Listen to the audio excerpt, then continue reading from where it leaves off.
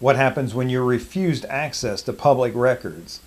Hi, this is Larry Kaye with ShadowAnyone.com and the creator of the Investigator's Ultimate Guide series, which is premium private investigator training from someone who's been there and done that.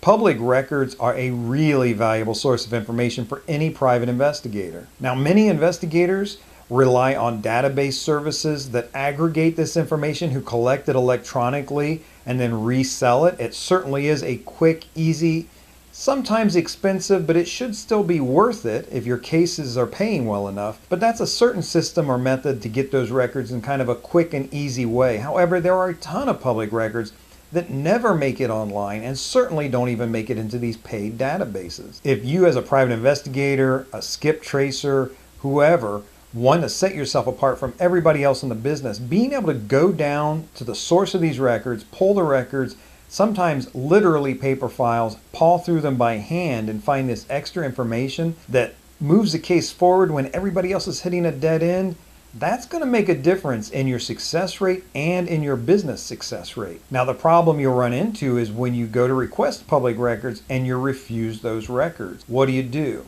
There are different courses of actions. In another video that I have, I talk about finding alternate sources of information for the same records that you're trying to get a hold of. In that video, I explained how I was trying to get records from a tiny little one-horse town crossroads police department, and the chief of police was blocking my access to those records illegally. In that case, I just did an end run around the chief. Those small towns usually do not dispatch their own officers. They are dispatched through the county sheriff's office. So I went to the county sheriff's office and got the dispatch records that I needed to move my case forward. That was a pleasant and pretty quick and easy solution to the problem I was having accessing those public records. But what if you're just outright refused those records by the agency that holds them? I have a few pieces of advice for you. Number one, know your public records law for your state. Really look at it. And don't accept just information you gain from a secondhand source or someone who's put together a report on the public records. Go to the state law itself,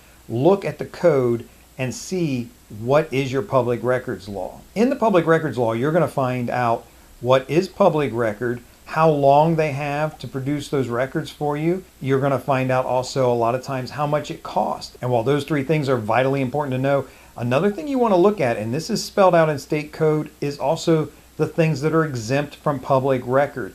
And you can save yourself a lot of heartache by knowing what is not allowed to be released as a public record. So for example, in many places, juvenile court records are not open to the public. The logic being that you don't want a mistake that a person made as a juvenile to really haunt them the rest of their lives. And those records should just be kept tucked away so that the person has a chance to reform their life. And as they enter into adulthood, they get a fair shake and a fair start with everybody else. So if you're trying to gain access to quote unquote public records like a juvenile arrest file, you may find that you're getting a brick wall, and no matter how much you fight against it, those records are exempt. So know your state law. That'll save you a lot of heartache, and it also tells you the other options that you have. Finally, in state law, you're going to find an enforcement mechanism.